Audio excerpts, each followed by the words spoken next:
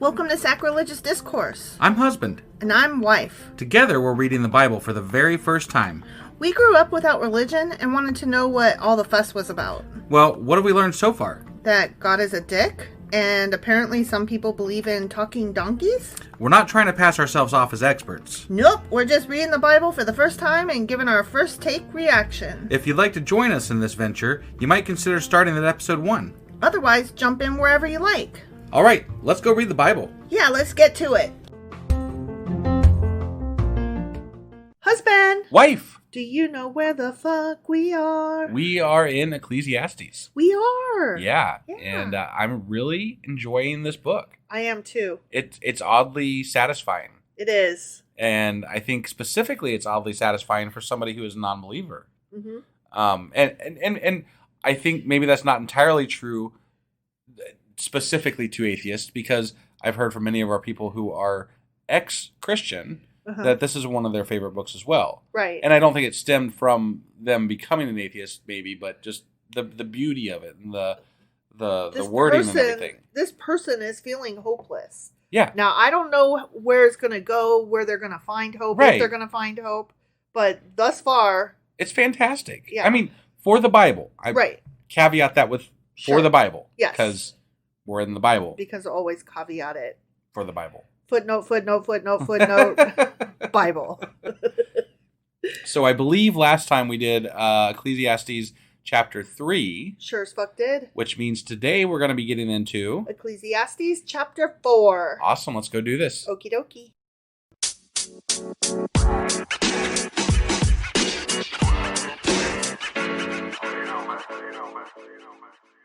Okay, Ecclesiastes chapter 4. All right.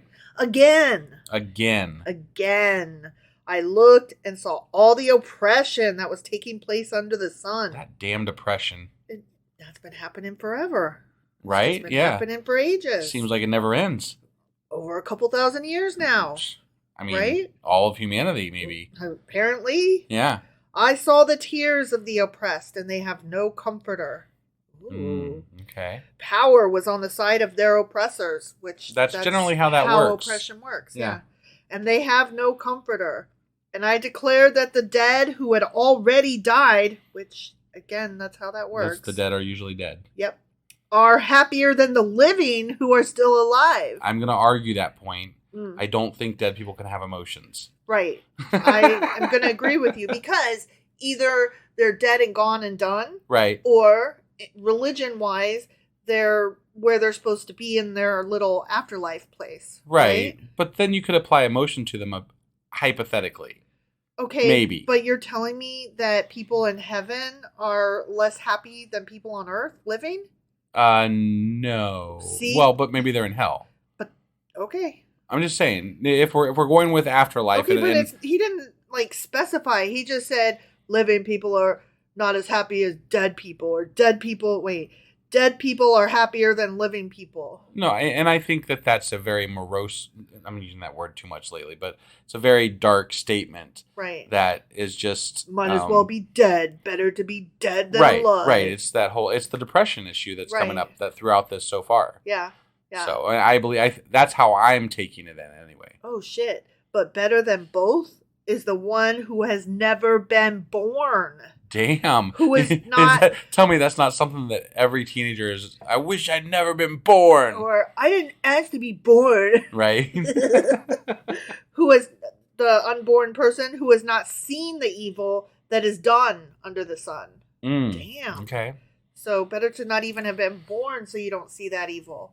I can agree that there is evil that is it's a thing where older people become more and more cynical, right? Yeah. Because you see more and more injustice in the world and more evil, I guess you could say. Sure. And not, I don't really believe in evil. Young people don't have the manners that we had when I was a kid. Sure, right. Boy, people are getting ruder and ruder all the time. But I argue this point to the extent that I think that cynical behavior in general, and I will admit, I am more cynical than I was when I was younger. Yeah.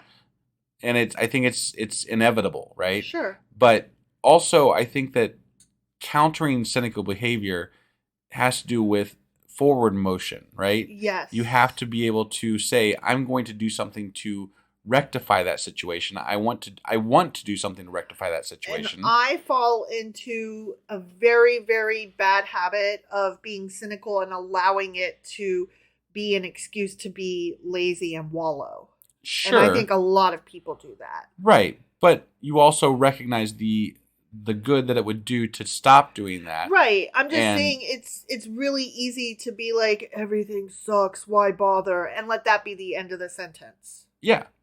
And that's with me, my latest entry into this is that I've become more and more cynical with regards to politics right now, sure. right?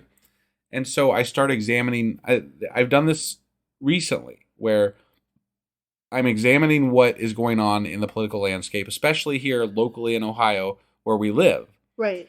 And I'm saying to myself, okay, you're cynical, you're jaded, you're pissed off at the way things are going and the way things might go, right? What are you going to do about it? What am I going to do about it? Right. And I know that we have a bit of a platform, so I'm not going to say that this is available to everybody in the same way that I'm doing this, but I actually took the initiative.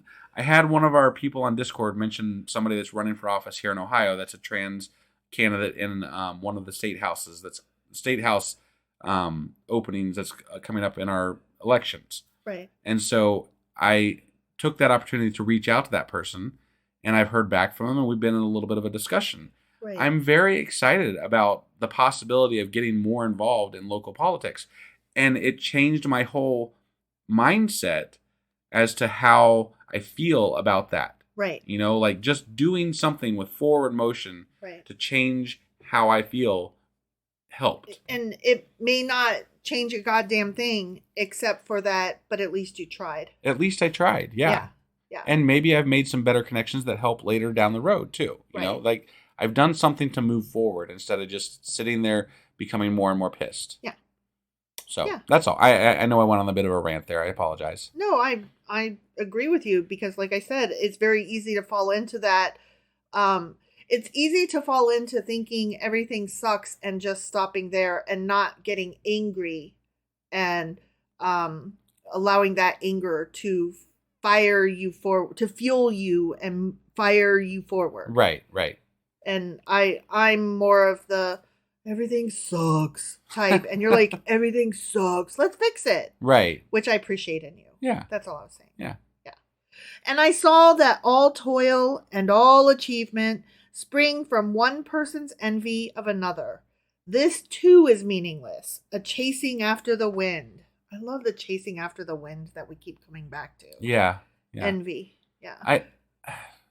He thinks that all motion forward for people. All toil. And all achievement. And all achievements is based on envy from other people. That's what he says. I don't know how I feel about that statement, but okay. I'm going to have to mull that one over a bit. I know that that's not true because agriculture in and of itself is one of the defining points. Like the creation of agriculture is one of the defining points of moving humanity forward from a nomadic to a stationary society, able to start creating more and being able to take care of itself and its citizens, to become a society, and you don't know a thing until like they weren't jealous of other people already having agriculture, they worked as a community to create these cultures and create these societies. What it actually came from was not envy, but from laziness. Hear me out. Let me finish. I know how that sounds, but agriculture comes from laziness because we work hard in order to make life easier for ourselves. So it's a active lazy, not like just a couch potato lazy. Work harder, not smarter. Yeah. Well, or work smarter, not harder. Sorry, I said that backwards. It's instead of, walking 100 miles to the nearest water, it's how do I make the water come to the crops? Sure. Right. So we're trying to make life easier and less cumbersome. That's what I mean by lazy. Right. And so that's where it comes from. Not envy. It comes from a need to make life easier.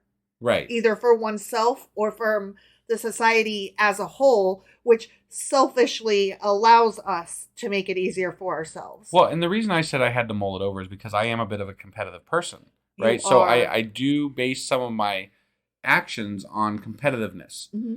But I like to refer to it as healthy competitivism. Yeah. I like to push myself by measure of other people sometimes. Yes. And it just helps gauge where I'm at. At work, you always succeed more when somebody at your workplace is better than you. Yeah. You just do. Right. And not because you want to bring them down, but because you're like, oh, there's a way I can improve. You look at it as a self-reflection. What can I learn from this person? Yes. Yeah. Which, again, I mean, not that I'm trying to, like, suck your dick here or anything, but, like, it's just another one of those things that I do love about you and admire about you. Sure. So, God, I sound like I love you or something. Yeah, I that's keep weird, complimenting you. It's No weird. more. Yeah. No more of that. Mm-hmm. Fools fold their hands and ruin themselves. Better one handful with tranquility than 2 handfuls with toil and chasing after the wind. Okay. What? It's a odd statement there. Better one handful with tranquility. I'm down with tranquility. So, like, that's a good thing. But only 1 handful of it. But it's better than 2 hands with toil. With toil and chasing after the wind. So, but how do you get tranquil? Like, but what are we measuring here exactly? Right. Like, the whole point of the toil is to bring yourself to tranquility. And the whole point of chasing after the wind is sometimes you follow a dream and it doesn't pan out. Sometimes it pans out and sometimes it doesn't, but that doesn't mean that it wasn't worthwhile. Right. Like, I mean, we have a mildly successful podcast. Right. I mean, by all rights, compared to most podcasts, we are enormously successful, actually. We're in the top 10% of podcasts. Right. I mean, that's successful but with regard in my eyes. With regard to our livelihood, it's a mildly successful podcast, right? Yeah, monetarily, it doesn't it's really... It's not a failure. It sustains itself. It's not a failure. Right. So, I wouldn't... like, and we've toiled at this for over 3 years now. Yeah. Right? Yeah. But I wouldn't say that... let's say that this never goes any higher than where we are now. Let's say that the fan base that we have is all that we'll ever have, right? I will not count that as a loss. No. I've had a great time. I've enjoyed this adventure. I've enjoyed it immensely. I've learned a lot. We've met some awesome people. Yeah. I mean, to me, that's the success right there. And we've learned so much. Right. Like, you have to enjoy the toiling that you're doing. That's important. Look, I don't want to discount the destination, but sometimes it fucking really is the journey, my guy. Right. You know? Well, and this dude doesn't seem to get that. Yeah. No, I think this person, again, is very depressed. Yeah. And they're looking at things completely wrong. Yeah. And it's just coming out as very dark statements on how everything works. Yeah. And I can be depressed sometimes. I am depressed sometimes. But I would say you're down sometimes. Okay. All right. I think the word depression as a clinical term has been misused by society. So I wouldn't say that you are depressed sometimes. I would say sometimes you're beat down by the struggles of our toil. Okay. Fair enough. But what I'm getting at is that I don't know what I was getting at there.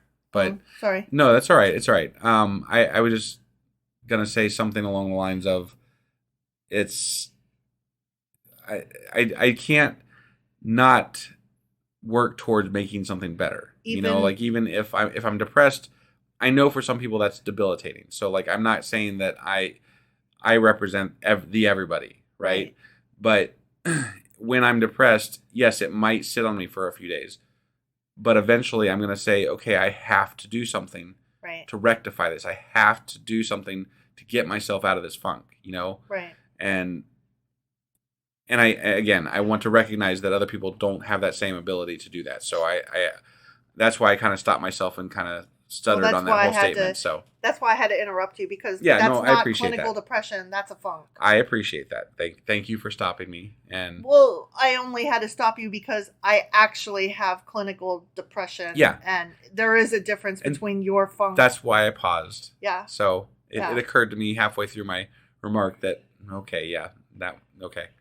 And I had to think about it. No, that's fair. I mean, it is totally fair because part of fighting depression within yourself is determining, is this a debilitating mental state or is this a funk? And if it's the one, okay, what do I do to change my quote unquote mood? And if it's the other, what do I need to do to change my clinical state? Right. Does that mean medication, therapy, whatever else? Sure. That entails. And then mustering the help or self-will to do those things. Making that phone call. Right, yeah, making that phone call. Sometimes fucking sucks. Yeah. I've been playing phone tag with a new counselor, and let me just tell you, a person who suffers from depression, that's like the fucking worst. Yeah. Because a person who suffers from depression and does not like talking on the phone as it is, having to play phone tag is like, let's not. Right. Right. It plays into the everything sucks, might as well give up. Right. So I totally get it. Sure. Again, I saw something meaningless under the sun. Don't we all? There was a man all alone. He had neither son nor brother. If he was all alone, that means he also had neither daughter wife or friends sister. Or anything. Yeah. Probably not even a dog. Probably maybe a dog. You think so? They didn't count dogs as friends back then. Got it. He might have had a dog. We just don't know about about cats? it. Were they counted as friends? That I don't know. Okay. I don't know. Got it. There was no need to his toil, yet his eyes were not content with his wealth. Oh, I apologize. I read that wrong. There was no end to his toil. I don't know why I said need. There was no end to his toil, yet his eyes were not content with his wealth. There was no end to his toil. That sentence is dumb. Right. Okay. If there was no end to his toil, why would he be content with his wealth? Of course he wasn't. He's like, I just got to keep toiling. Right. But sometimes continuing to toil after you have wealth is not... Okay, I'm going to speak for myself here. If I was a wealthy person, do you think that I would stop working? No. You would find something. You are a busy person. I guess what I'm arguing here is the word yet. I think it should say there was no end to his toil and his eyes were not content with his wealth. Okay. Yeah. That maybe makes a little bit more sense. Yeah. The word yet doesn't go there. Right.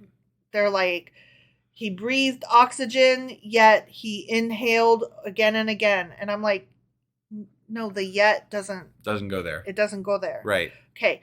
For whom am I toiling? He asked. And why am I depriving myself of enjoyment? Yeah, smoke a J. I guess at least he's acknowledging it. So sure. Yeah. This too is meaningless. A miserable business. Two are better than one because they have a good return for their labor. If either of them falls down, one can help the other up. But pity anyone who falls and has no one to help them up. Oh. All of a sudden we're talking about this is like the Ebenezer Scrooge story. Like you can't like this is like exactly what that is based on, right? Like Scrooge, the old person that's got no friends, no family, and just toils until they die, right? You gotta find someone. You gotta recognize that happiness, and you gotta embrace family. You gotta embrace friends. You gotta embrace people into your life. Otherwise, it's not worth anything, right? Find me somebody to love. Right, but I mean, I can appreciate that sentiment a little bit. I think that people in your life is very important. Sure. And I can appreciate that toiling to toil just for yourself is toilsome. Yeah. It's so toily. Also, if two lie down together, they will keep warm. But is that what they're gonna do? But how can one keep warm alone? I could tell you. Do you have a plug? My good sir. Do we put an Amazon link for that? No. I mean, you just need a better blanket, I think. Yeah. Right? They got those heated blankets even. Right? Yeah. Oh, I love my heated They didn't have them blanket. back then, though. But they have a lot of blankets back then. If he's cold at night, get a that's few more his layers, own problem. right? Yeah. Yeah. Get that hearth if going. He's got wealth. It said that he was toiling and and he wasn't happy with his wealth. He can afford another fucking blanket. Yeah. He can also probably afford somebody to come, warm his bedside. That's true. So if he is cold at night, that's his own problem. Right. And I don't feel sorry. That would just mean he's miserly. Yeah. So. Yeah. Get another blanket, y'all. Right. Don't be cold. Yeah. And if you can't afford a blanket, then a hay penny will do. And if you haven't got a hay penny, then God bless you. I have no idea what that's from. I don't know what you're talking about. What is it? Hold on. Put a penny in.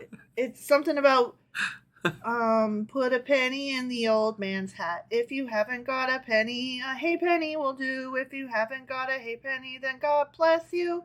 Then God bless you. You may have sung that before. I don't. It's not the magic penny. Is this from something? Is this just like a childhood song? This is like a childhood song that everybody knows. Hold on. Oh, apparently not everybody. Oh, I got it. It's a Christmas song. It goes, Christmas is coming, the geese are getting fat. Please to put a penny in the old man's hat. If you haven't got a penny, a hay penny will do. If you haven't got a hay penny, then God bless you. Then God bless you. Got it. It's Christmas is coming. Got it. And the geese are getting fat. Okay. You don't know that one? It's a Christmas song. Sure. It sounds great. Everybody knows it. I'm sure you're right, except me. Right. And now, I'm the only one. Now I'm going to find out that nobody knows it. We're going to hear from one of our followers. Don't assume everybody knows the things you know. Blah, blah, blah. Not everybody knows it. Okay, but a lot of people know this song, I'm telling you. Yeah, okay. But it always happens, though. Well, fuck off is all I got to say. In the nicest way possible. Well, yeah, affectionately, of course. Yeah. Fuck off affectionately. Yes. With your extra blanket and your dildo. Though one may be overpowered, two can defend themselves. I mean, if you're really strong, I think one person could. He toils all day. He toils. So he might be a really strong dude. I am certainly not an advocate of guns. But if you had enough guns, yeah, that could work too. One could overpower. Set traps. You could be a really good trap setter. Traps, right? Yeah, bow and arrow. There's ways to do this. Yeah. Get yourself a good alarm system. A moat. I've always wanted a moat. Ooh, I want to build a moat. Right? Yeah. A cord of 3 strands is not quickly broken. A cord of 3 strands. Yeah, because you braid it. Okay. You know, have you seen that trick where you've got like 3 threads and one you can like break very easily, but then when you braid them, suddenly you have like this thick ass rope, and you're like, "What the fuck?" And it's amazing. Have you? I have seen. Yeah, I know. Or like with the twigs, right? Like this is like a thing you do with little kids, right? You show a little kid a twig and they break it, and they're like, "Yeah, it's easy." What? Right. Now break it again. Then you give them 3. Right. And you're like, "Okay, break these," and they can't do it because 3. Yeah. It like multiplies the strength of 1, not times 3, but like times 10. It's true. It is true. Fold a paper in half 100 times. You can't do it. So you know what that paragraph was advocating for was not to get a love in your life, but a threesome. Or a kid. Oh yeah. Better a poor but wise youth than an old but foolish king who no longer knows how to heed a warning. The youth may have come from prison to the kingship, or he may have been born in poverty within his kingship. Okay.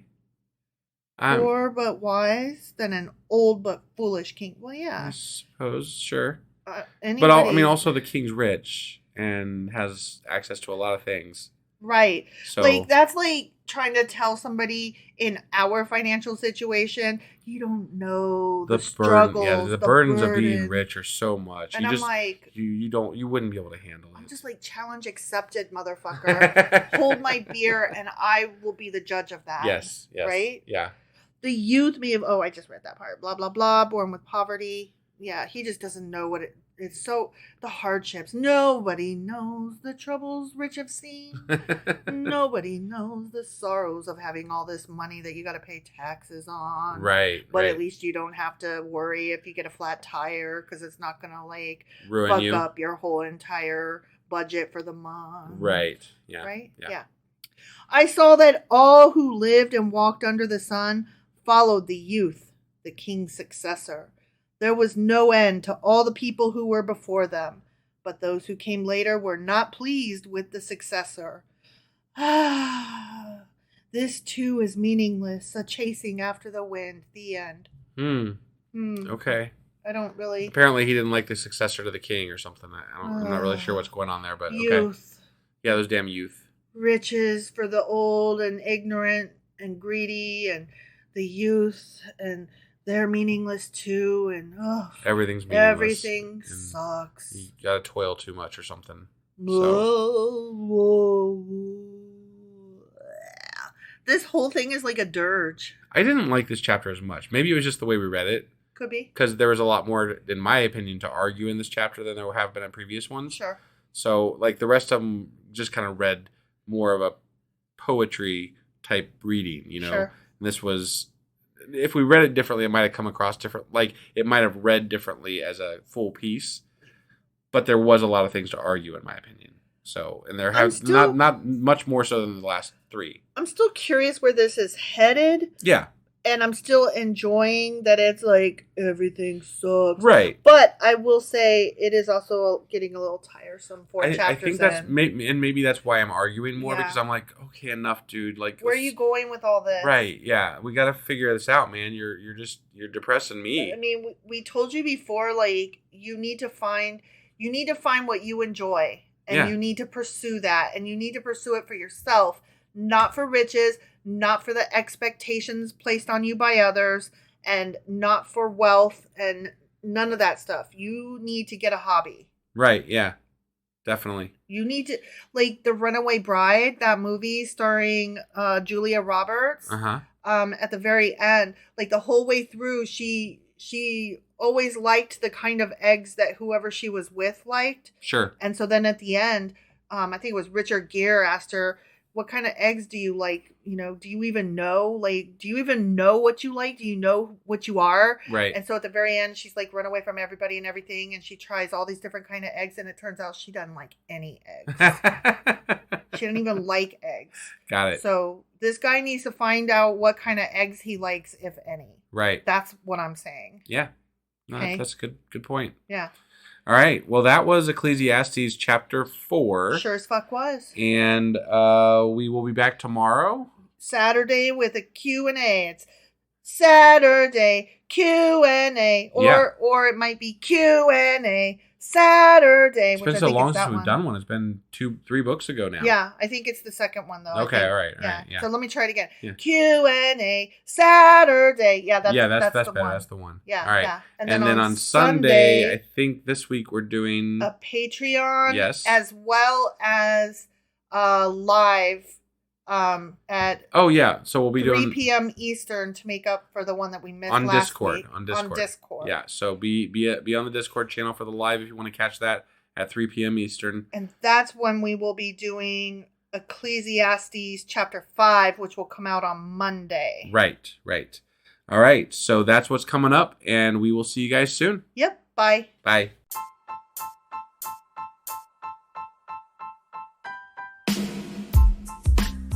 Hey, wife, I guess that's the end?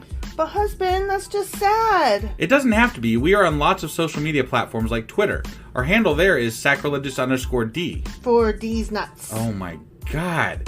Stop doing that. Anyway, we're also on Facebook, Instagram, and Pinterest. There's a link to all of our social media sites at our website. Ooh, we have a website? Yeah, it's sacrilegiousdiscourse.com, where you can also find a link to our merch shop. We have a merch shop? Yep. We have podcast-themed clothing, mugs, notebooks, and more, as well as an atheist and science-themed products. Wow, our fans should really go check that out right now. Definitely. They can get in touch with us by sending an email to sacrilegiousdiscourse@gmail.com. But before they do that, we could really use some help. Oh yeah? With what?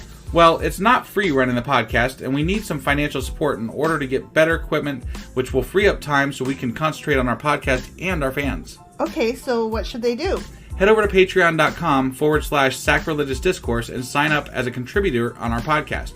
Supporters there receive additional bi-weekly episodes that we record just for our Patreon members for as little as $2 a month. Also, we'd really appreciate it if you would like and subscribe on whatever platform you're using. And Apple Podcast reviews help us out tremendously. Like and subscribe. Leave an Apple review. Join us on Twitter. Support us on Patreon. That's a lot of instructions. Don't forget to say thanks. Thanks. Okay, bye.